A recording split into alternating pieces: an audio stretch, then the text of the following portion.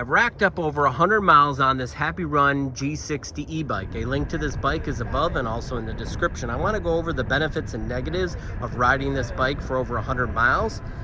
The first thing, it definitely stands out among other e-bikes of this price point and class.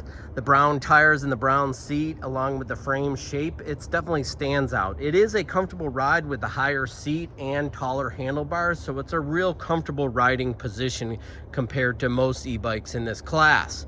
Now the bike is full suspension. It does have front and rear fenders. I do like the mag wheels over the spoke wheels, so they require less maintenance and less susceptible to damage. And it does have a 7-speed transmission. I do like this larger crank because when you're at higher speeds, you can still pedal assist compared to other e-bikes of this class. Now this comes with a 48 volt 18 amp hour battery mated to a 1000 watt rear hub motor that peaks at 1500 watts.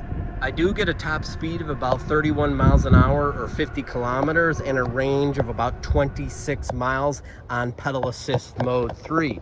Now this bike has a nice big screen that's easy to read. It only comes with 3 pedal assist modes. In order to cycle through that, you're just going to simply hit that button once and it cycles through the different modes, 1, 2, and 3. 3 is the top mode. It does about 30 miles an hour, 31 miles an hour. I do like that it has turn signals, a horn, headlight, and tail light.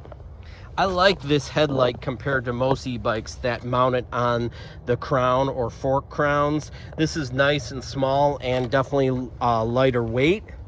It also has a key to lock for theft.